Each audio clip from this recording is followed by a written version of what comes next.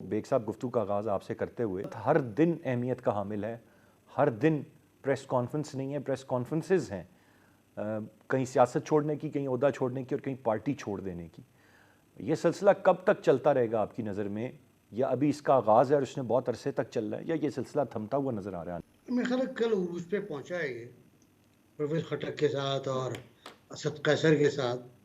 और बाज़ इत्तलात ये हैं कि और भी लोग हैं जो परवेज खटक के कैंप में हैं, और ये लोग अभी फ़िलहाल अपने आप को एक्टिव नहीं रखेंगे। फवाद चौधरी वाला गुब्बारा तो फट गया। वो तो जितने नाम उन्होंने लिए थे, सब ने तरदीद कर दी।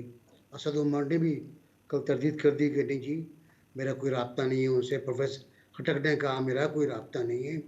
शाह महमूद कुरैशी ने कह दिया कि नहीं, ये राब्ता अगर हुआ भी है तो उसका मतलब ये नहीं है जो फवाद चौधरी साहब कह रहे हैं। तो फवाद चौधरी का गुब्बारा तो फट गया है। लेकिन एक जुमला भी आपने फरमाया कि प्रेस कॉन्फ्रेंस का कब तक नहीं करेंगे परवेज़ इलाही साहब। तो जहाँ तक मेरी इत्तलात हैं, बल्कि मेरी इत्तलात क्या, from horse mouth, Rana Sanaullah साहब ने कल कहा था एक टीवी प्रोग्राम में कि ये केस प्रेस कॉन्फ्रेंस का नहीं है, जी जी, बिल्कुल।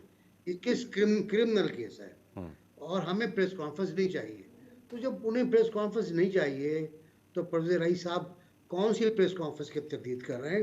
मेरा ख्याल ये है कि पीटीआई का वो रुख आपके सामने आने वाला है जो शुरू में था, जो तहरीक-ए-इंसाफ थी, जो तहरीक-ए-इंसाफ थी, बल्कि वो भी नहीं रहेगा, क्योंकि इमरान इस्माइल नहीं है,